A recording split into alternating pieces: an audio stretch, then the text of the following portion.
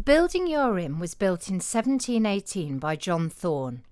The property originally had a malt house, brew house, vaults, storehouses, garden and orchard stretching all the way to Bishop's Meadow.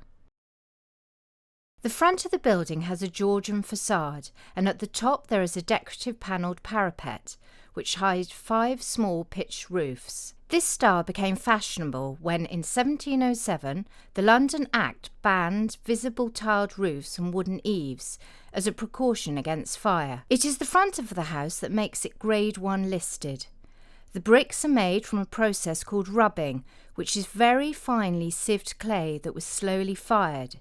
Each brick is then individually shaped before being laid, resulting in very straight and slim mortar joints, giving an extremely neat finish. The interior of the building is a typical Georgian townhouse. It includes an impressive grand oak staircase, sitting room, dining room, kitchen and sleeping room for both the owner and its servants. John Thorne lived in the house until 1738 with his wife, Jane May, and their son, John Thorpe Jr.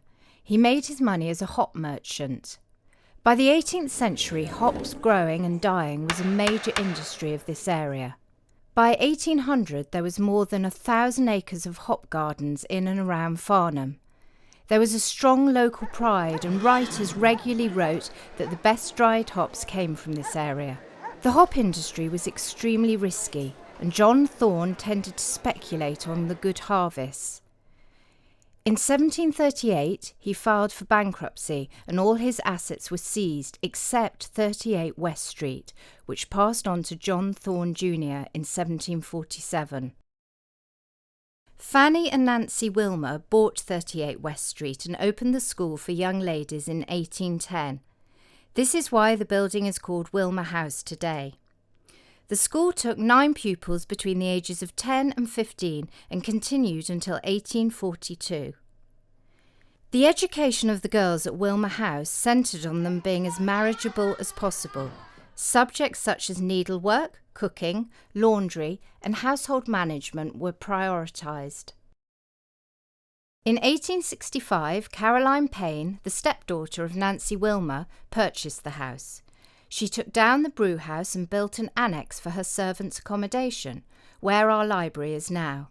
She lived here for 11 years. The British census of 1891 found that 3 million females worked as domestic servants in Victorian England. They were usually recruited between the ages of 10 and 13. If you went to work for a middle or an upper-class family, you would usually live in the house where you worked. The servants did jobs like washing the clothes, cleaning the dishes, preparing meals, and at times taking care of the children. As a servant, you are under constant scrutiny.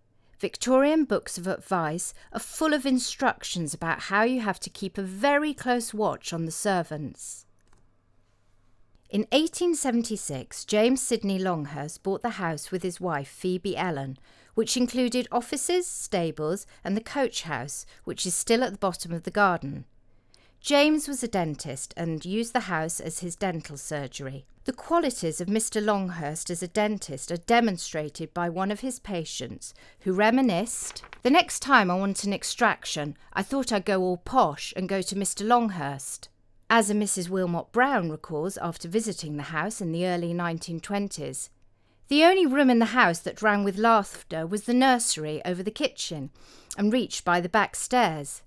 The big front drawing room was sacrosanct, and the panelled dining room rather gloomy. And of course the surgery was a chamber of horrors, from the great chair with all its pedals and spittoons and trays filled with an array of gleaming instruments, to the dreaded operation drill."